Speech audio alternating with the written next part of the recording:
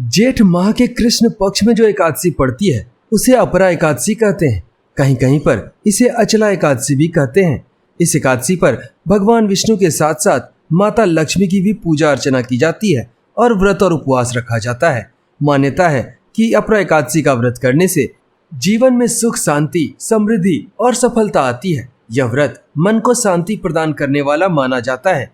तो आइए जानते हैं कि मई के महीने में पड़ने वाली अपरा एकादशी किस दिन मनाई जाएगी, पूजा का शुभ मुहूर्त क्या होगा, कौन कौन से शुभ मुहूर्त इस अपरा एकादशी पर पड़ेंगे, साथ ही जानेंगे अपरा एकादशी की पूजा विधि के बारे में। नमस्कार दोस्तों, स्वागत है आप सबका आपके अपने चैनल एंशिएंट स्टोरीज में।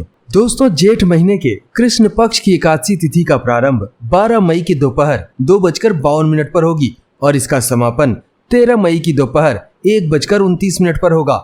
ऐसे में उदया तिथि के अनुसार अपरा एकादशी का व्रत 13 मई दिन बुधवार को रखा जाएगा। अपरा एकादशी का पारण अगले दिन यानी 14 मई को किया जाएगा। पारण के लिए शुभ समय सुबह 6:04 से लेकर 8:41 तक का रहेगा। दोस्तों, अपरा एकादशी पर कई तरह के शुभ मुहूर्त पड़ रहे हैं। इस दिन ब्रह्म मुहूर्त सुबह 4:37 से लेकर 5:21 तक रहेगा। विजय मुहूर्त दोपहर 2:45 से लेकर 3:37 तक रहेगा। वहीं गोधूली मुहूर्त शाम 7:04 से लेकर 7:26 तक रहेगा।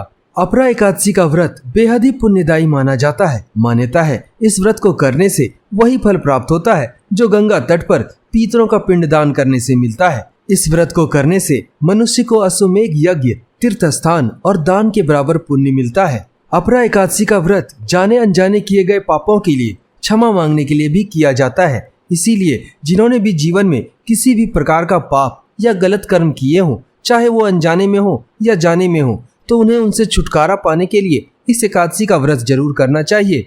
आज के दिन भगवान विष्णु की पूजा करने से और अपरा एकादशी की व्रत कथा को सुनने से व्यक्ति के सभी पाप नष्ट हो जाते हैं और उसे मोक्ष की प्राप्ति होती है। आइए अब जानते हैं अपरा एकादशी की पूजा विधि को। अपरा एकादशी के दिन जल्दी उठकर स्नान करें, साफ सुथरे और पीले वस्त्र धारण करें। सबसे पहले व्रत रखने का संकल्प लें, फिर घर में एक साफ स्थान पर भगवान विष्णु की प्रतिमा या चित्र स्थापित करें।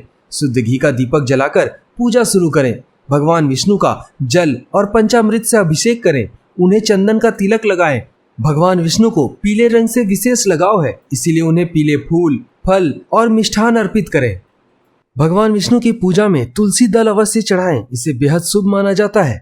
आज के दिन अपरा एकादशी की व्रत कथा जरूर सुनें अथवा पढ़ें, इससे भगवान विष्णु की विशेष कृपा प्राप्त होती है। अंत में श्रद्धा भाव से भगवान की आरती करें। व्रत का पारण द्वादशी तिथि में शुभ समय पर करें। इस तरह से विधि विधान के साथ भगवान विष्णु की पूजा अर्चना करने से व्यक्ति को मोक्ष की प्राप्ति होती है। दोस्तों, यदि वीडियो में दी गई जानकारी पसंद आए तो वीडियो को लाइक करें और चैनल को सब्सक्राइब कर लें।